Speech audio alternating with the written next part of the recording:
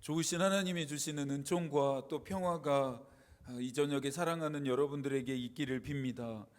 중세 기독교 신학에서는 세 가지의 사닥다리를 타고 하늘 나라에 올라간다라고 생각했습니다. 스콜라 신학의 이 합리주의라는 것은 사람의 이성을 중요하게 여겼고, 신비주의는 말 그대로 특별한 경험을 강조했습니다. 또한 도덕주의는 행위와 공로를 바탕으로 신에게 나아감을 의미했습니다. 루터 역시 하늘에 올라가고자 하는 그 누구보다 하늘에 올라가고자 하는 열망이 컸던 인물이었기에 그 누구보다 이 세 가지 사닥다리에 오르려고 엄청난 노력을 했던 인물이기도 했습니다. 하지만 루터가 애쓰고 노력했지만 그런 과정 속에서 루터는 자신의 영혼에 어떠한 평화도 어떠한 안식도 깃들지 못하는 것을 경험하게 됩니다. 그러면서 이후에 루터는 우리가 잘 알고 있는 것처럼 구원이라는 것이 우리의 행위와 공로에 있는 것이 아니구나, 오직 믿음으로 말미암아 예수 그리스도를 믿는 믿음으로 말미암아 구원을 받게 된다라는 것을 루터도 깨닫게 되었고, 이후에 그것을 외치기 시작합니다. 당시 루터가 살았을 당시에는 교회와 또 사제들이 부패할 때로 부패했고 또 타락했을 때로 타락했을 때였습니다. 그들이 버려서는 안 되는 일까지 벌이게 되는데요, 교회가 바티칸 성당을 건축하기 위한 자금을 마련하기 위해서 역사적으로 알려진 면죄부라는 것을 팔기 시작합니다. 오랫동안 한국 교회에는 면죄부라 불리워 왔던 이 명칭을 이제는 면벌부로 고쳐 부르고 있습니다. 왜냐하면 당시 면죄부는 죄인들이 가진 죄를 면제해 주기 위해서 주었다라기보다는 자신의 죄 때문에 받아야 하는 죄에 대한 벌을 면제시킨다라고 하는 그 명목으로 교회가 면죄부를 판매했기 때문입니다. 중세시대 사람들은 자신의 죄에 대해서 기도나 또 단식, 자선, 순례와 같은 벌을 통해서만 속죄되어진다라고 믿었습니다. 그래서 수많은 사람들이 속죄의 과정을 위해 이러한 일들을 했었습니다. 생전에 그것을 하지 못한 채 죽은 사람들은 연옥이라고 하는 이 장소에서 계속해서 고통받는다라고 교회에서 가르쳤기 때문에 교회의 가르침을 따르는 자들은 생전에 자신의 죄가 속죄받지 못한 채 죽어서 연옥이라고 하는 장소에서 영원한 고통을 받게 될 거라고 하는 사실이 너무나 두렵고 무서웠습니다. 그러니 교회가 파는 이 면벌부라고 하는 이 상품이 히트를 칠 수밖에 없었습니다. 속죄를 위해 많은 대가와 시간을 지불해야만 가능했던 일이 약간의 적은 비용을 지불하는 것만으로도 충분히 가능해졌기 때문입니다. 바보가 아닌 이상, 어리석지 않은 이상 이렇게 가성비 좋은 제품을 구입하지 않을 이유가 없었습니다. 유럽 전역의 면벌부가 불티나게 팔려갑니다. 하지만 이 면벌부는 루터로 하여금 종교개혁 운동을 본격적으로 일으키게 하는 도화선이 됩니다. 루터는 우리의 죄가 행위와 공로가 아니라 오직 예수 그리스도를 믿는 믿음과 그 은혜로 말미암아 해결되어지는 것임을 역설합니다. 루터가 시작한 종교개혁의 근본된 정신은 그래서 하나님의 말씀인 성서로 돌아가자라는 것이었습니다. 당시 교회와 사제들이 따르고 지켜야 할 하나님의 말씀인 성서를 떠나 교황과 또 세상과 돈의 시녀 역할을 하고 있었기 때문입니다. 루터는 엉망진창이 되어버린 교회도 또한 세상도 올바르게 되어질 수 있는 것은 오직 하나님의 말씀뿐이라는 것을 루터가 알았습니다. 이것을 확신한 루터는 오직 하나님의 말씀을 믿고 지키고 살아내는 데에 교회가 희망이 있고 세상이 희망이 있다라는 것을 깨달았습니다.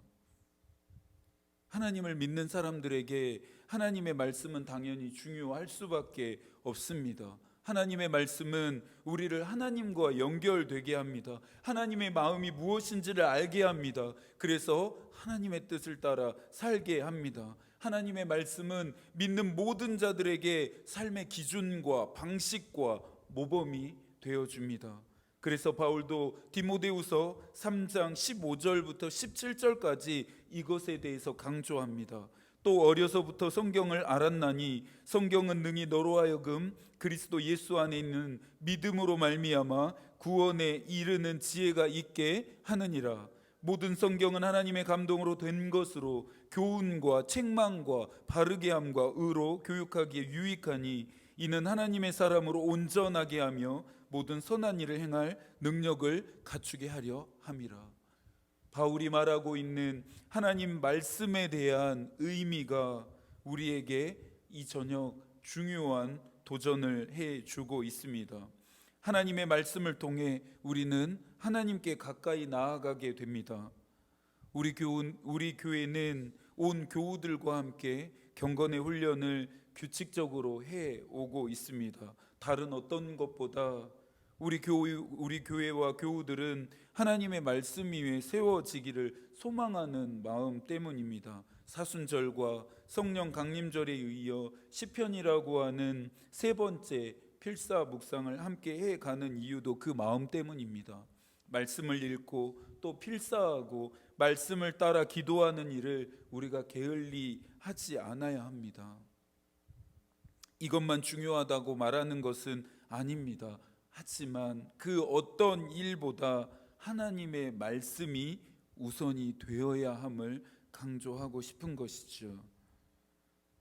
신앙생활이 어려운 이유가 있다면 하나님의 말씀을 읽고 또 쓰고 배우는 정도에만 그치는 게 아니라 하나님의 말씀을 지켜야 한다 도전받기 때문입니다. 목사인 저에게도 말씀을 지키고 또 말씀대로 사는 것은 참 어려운 일입니다. 조금이라도 방심했다가는 와르르 무너져 내려버릴 수 있으니 치열하고 끈덕지게 저 역시 신앙생활 할 수밖에 없습니다. 오늘 우리가 읽은 이 두 본문은 하나님의 말씀대로 사는 삶을 강조하는 대표적인 구절입니다. 출애굽기 20장은 우리가 잘 알고 있는 것처럼 십계명입니다. 마태복음 22장은요 가장 크고 온전한 계명이라 불리우는 예수의 가르침입니다. 구약에 십계명이 있다면 신약에는 예수의 가르침이 있습니다. 구약 시대는 하나님의 백성이 십계명을 따라 살았다면 신약 시대는 예수 그리스도를 믿는 사람들은 예수의 가르침을 따라 살게 됩니다. 하지만 서로 다른 것처럼 느껴지는 십계명과 예수의 가르침은 공통된 일치를 향합니다. 바로 하나님입니다. 시대는 다르고 형식은 다르고 내용은 다른 듯 느껴지는 십계명과 예수의 가르침에 대한 내용은 결국은 둘 다 하나님의 뜻과 마음이 무엇인지를 말해주고 있고 하나님의 백성된 자들로 하여금 어떤 삶을 살아야 하는지를 알려준다는 점에서 동일하다 할 수 있습니다. 마치 동전의 양면과 같다 하면 될까요? 그런데 십계명과 예수의 가르침을 보면 흥미로운 차이점이 있습니다. 10가지의 계명으로 구성된 이 십계명은 하지 말라라고 하는 부정문으로 되어 있습니다. 하지만 반대로 예수의 가르침은 하라는 긍정문으로 되어 있음을 확인하게 됩니다. 이것을 통해 우리가 따르고 지켜야 할 하나님의 말씀이 부정문과 긍정문 모두를 포함하고 있음을 알게 되는데요. 내용이 어떻게 차이를 보이고 있는지 한번 살펴볼까요? 먼저는 출애굽기 20장입니다. 3절 나 외에는 다른 신을 섬기지 말라. 4절과 5절 어떤 형상도 만들지 말고 절하지 말라. 7절 하나님의 이름을 망령되게 부르지 말라. 13절 살인하지 말라. 14절 간음하지 말라. 15절과 16절 17절에 계속되죠. 도둑질하지 말라. 거짓 증거하지 말라. 이웃의 소유를 탐내지 말라. 10가지의 계명 중에서 대부분은 무엇인가를 하지 말라라고 우리에게 요구하고 있습니다. 하나님의 백성이 되었다 함은요, 하나님의 말씀대로 살기를 결단했음을 의미하고, 하나님의 말씀대로 살기를 결단했음은 하나님이 하지 말라 요구하시는 것은 하지 않기로 헌신함을 의미합니다. 왜냐하면 하나님의 말씀대로 살지 않음을 신앙에서는 죄라 규정하기 때문입니다. 그래서 믿는 자들은 대부분 죄를 짓지 않기 위해서, 하나님이 금하신 것들을 하지 않기 위해서 애쓰고 노력하며 살아가고 있습니다. 너무나 아름다운 믿음이고 값진 헌신이라 할 수 있습니다. 아마 루터도 그런 이유 때문에 철저하게 노력하고 애썼던 것일 것입니다. 10가지의 계명을 지키며 사는 것이 하나님의 백성된 자들의 삶의 방식이라는 것에 동의합니다. 또한 마땅히 그래야 한다고 저도 가르치고 있습니다. 그런데 여러분이 이 10가지의 계명은 하나님과의 관계로 분류되어져 있는 1계명부터 4계명까지를 제외하고는 나머지 5번째 계명부터 10번째 계명까지는 도덕적이고 윤리적인 삶을 사는 대부분의 하나님을 믿지 않는 사람들도 지키고 있다라는 사실을 우리는 기억해야 합니다. 하나님의 말씀에서만 아니라 살인, 간음, 도둑질, 위증, 탐욕과 같은 것들을 정상적인 사람들이라면 하지 않으면서 살아가고 있습니다. 구약 시대에 하나님이 이와 같은 계명을 주신 이유가 있겠죠. 당시에 만연했던 이와 같은 일들로부터 하나님을 믿는 백성들을 구별되고 거룩한 삶의 방식을 따라 살기를 바라시는 마음 때문이었습니다. 하지 말라라고 하는 하나님의 계명을 지키며 신앙생활을 하는 것만으로도 참 잘하는 일이고 아름다운 신앙입니다. 그러나 하나님은 하지 말라와 함께 하라고 하는 명령도 우리에게 주시고 있음을 잊지 않아야 합니다. 하지 말라라고 하는 하나님의 말씀을 지키지 않으면 죄가 되는 것처럼, 하라 명령하시는 하나님의 말씀도 지키지 않을 때에는 죄를 짓는 일이 됨을 분명히 알아야 합니다. 한국교회는 특별히 하지 말라라고 하는 계명은 너무나 잘 가르쳐 왔고 또 너무나 잘 지켜왔습니다. 하지만 하라는 계명을 강조하며 가르치지 않은 결과로 인해 한국교회와 그리스도인들에 대한 사회적 신뢰도는 매년 떨어질 곳이 더 있나 싶을 정도로 늘 곤두박질 치고 있습니다. 기독교가 기독교다워지고 복음이 복음다워지는 것은 10가지의 계명을 지키는 하지 말라라고 하는 믿음에서 하라는 계명을 지키는 자리까지로 나아갈 때 이루어질 수 있습니다. 저와 여러분은 단순히 하지 말라는 수동적인 믿음에, 하지 말라라고 하는 계명을 지켜내는 수동적인 믿음의 수준에 머물러 있어서는 안 됩니다. 바울이 에베소 교회에 보내는 서신의 내용처럼 그리스도의 장성한 분량에 이르기까지 자라가야 합니다. 이와 같은 믿음의 성장과 성숙은 하라는 계명을 지키면서 더 분명해지고 더 또렷해집니다. 웨슬리도 믿음과 실천은 분리될 수 없다 말합니다. 이것은 야고보의 권면이기도 하죠. 야고보서 2장 22절입니다. 내가 보거니와 믿음이 그의 행함과 함께 일하고 행함으로 믿음이 온전하게 되었느니라. 지금 야고보서가 우리의 믿음이 온전하게 되어지는 일에 대해서 우리에게 권면합니다. 어떻게 우리의 믿음이 온전해진다라고 말합니까? 행함을 통해, 실천을 통해 온전해진다라고 말합니다. 그렇다면 지금부터는 우리가 지켜야 할 하라는 계명이 무엇인지를 살펴보아야 하는데요. 이것에 대해서 조금 전 우리가 말씀을 시작하기 전에 읽었던 마태복음 22장에서 예수께서 가르치십니다. 37절부터 40절까지의 말씀을 저희가 한 번 더 같이 읽어 볼까요?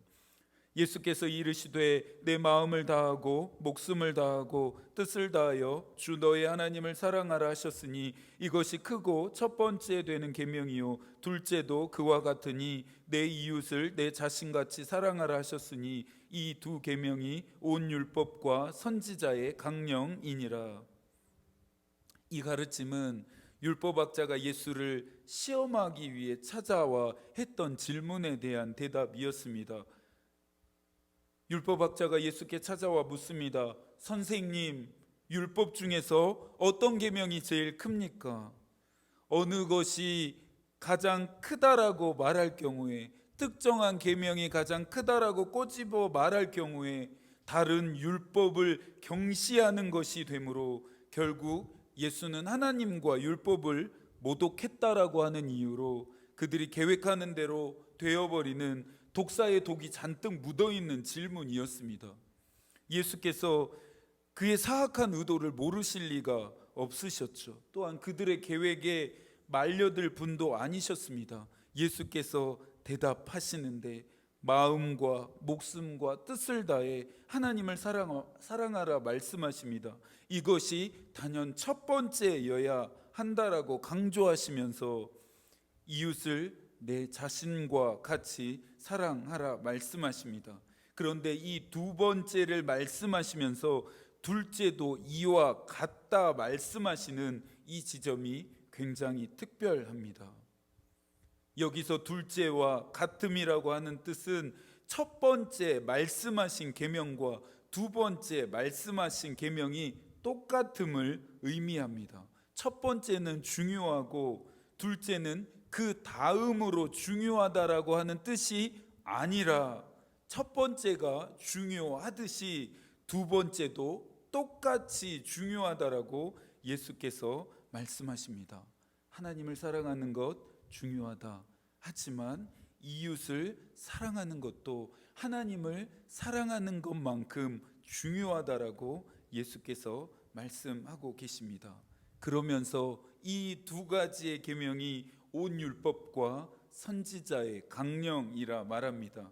온 율법과 선지자들이 말하고 있는 것을 축약하고 또 축약한다면 결국엔 하나님을 사랑하는 것과 이웃을 사랑하는 두 가지의 계명이 남는다라고 하는 예수의 말씀하심이었습니다.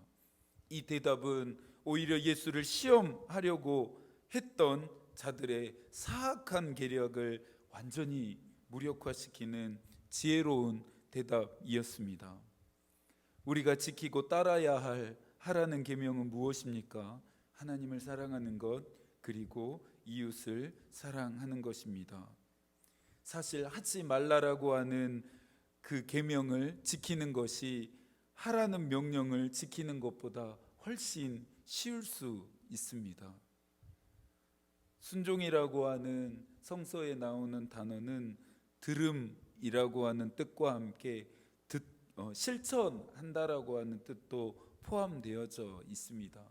순종한다라고 하는 이 단어의 의미는 하나님이 말씀하시는 것을 듣고 실천한다라고 하는 뜻이 될 수 있겠죠.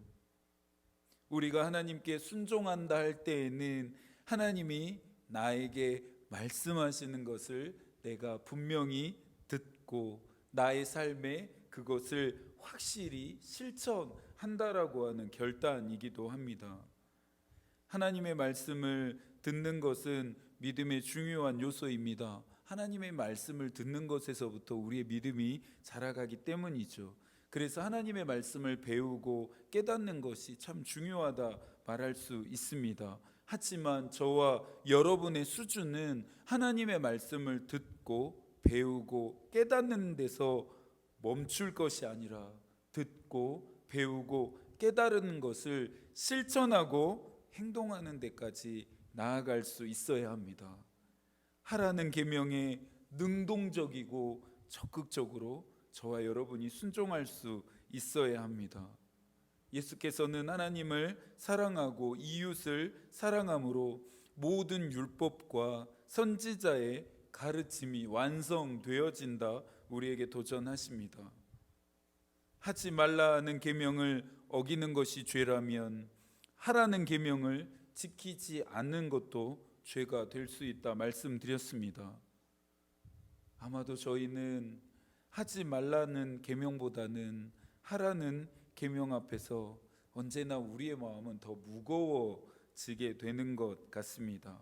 사실 우리는 하지 말라는 이 계명보다는 하라는 계명을 더 잘 지키지 못하고 있기 때문이겠죠.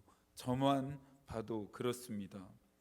사랑하라 말씀하시지만 언제나 미움이 더 앞섭니다.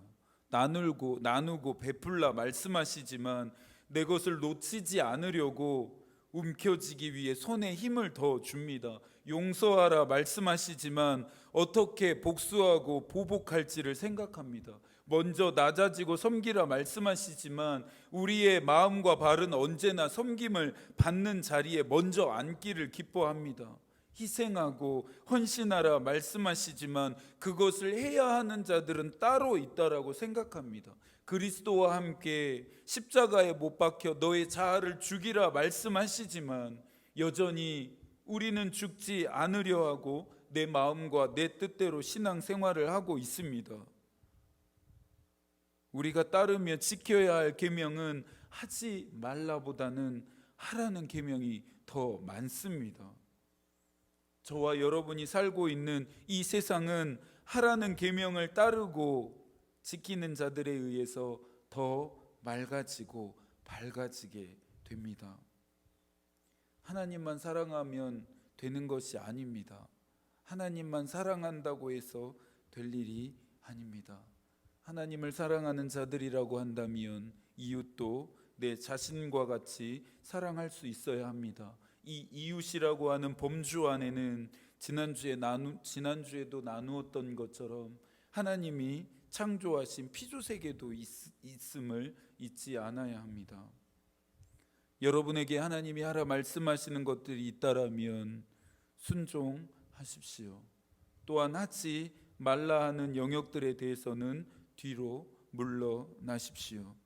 하나님의 말씀을 지키는 자들에게 주시는 복에 대해 나누면서 오늘의 말씀을 가름하겠습니다. 신명기 28장 1절부터 6절까지의 말씀입니다.